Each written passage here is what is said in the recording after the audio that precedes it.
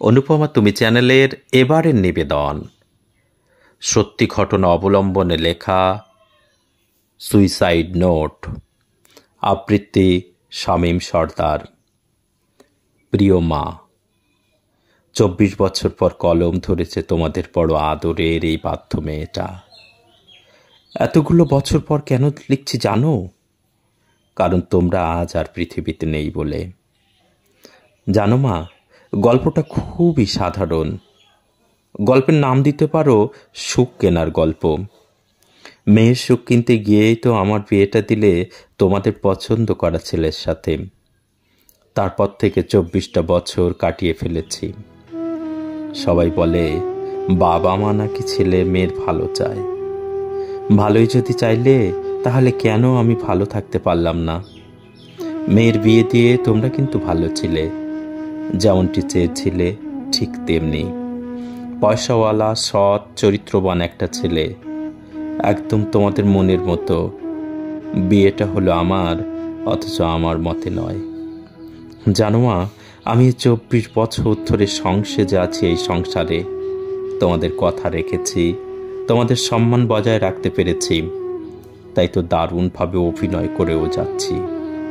অভিনয় করে যাচ্ছি তোমাদের সৎ চরিত্রবান জামাইয়ের সাথে। একটুকুও বুঝতে দিইনি, তোমরাও বুঝতে পারোনি। ছোটবেলার কথা খুব মনে পড়ে মা।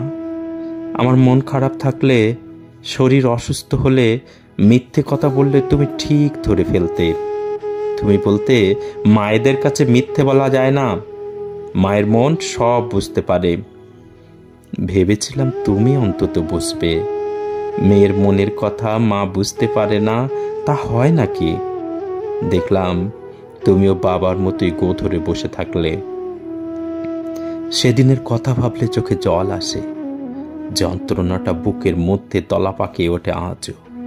আমাকে ঘরের মধ্যে আটকে রাখলে, আমার ভালোবাসার মানুষটাকে বাড়িতে ডেকে ভীষণভাবে অপমান করলে। আমি আড়াল থেকে স্পষ্ট শুনতে পাচ্ছিলাম তোমাদের কথাগুলো। তুমি ওকে বলেছিলে ও তোমাকে ভালোবাসে না, ওর সাথে কোনো রকম যোগাযোগ রেখো না, আমার মেয়ের বিয়ে ঠিক হয়ে গেছে।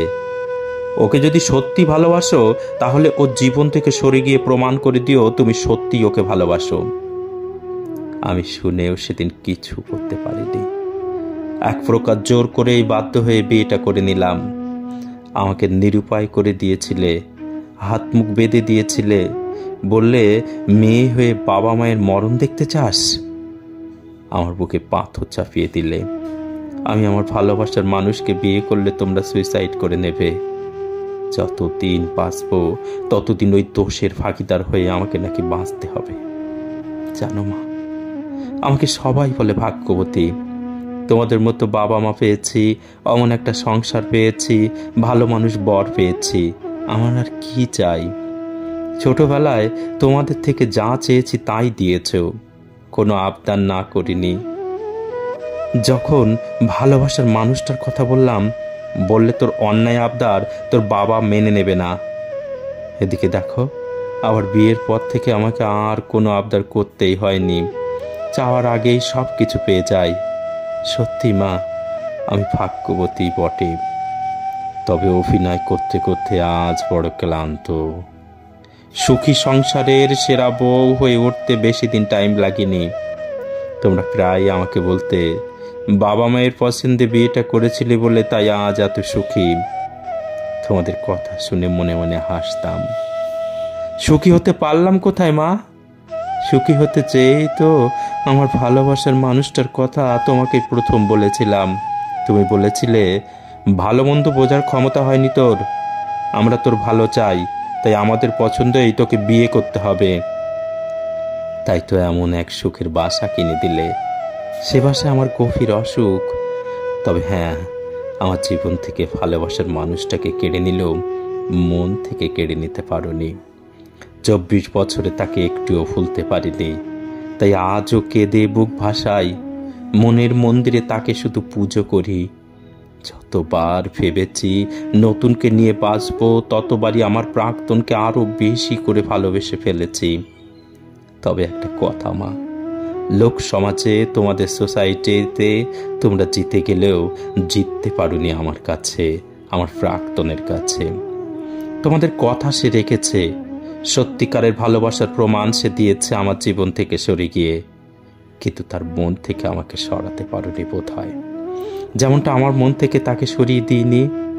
জীবনের বাদ বাকি বছরগুলো ঠিক এইভাবেই চলব, সুখী জীবনের অভিনয় করে। সত্যিকারের ভালোবাসলে তাকে মন থেকে সরানো যায় না কোনো দিন, আর সরাতেও পারবো না।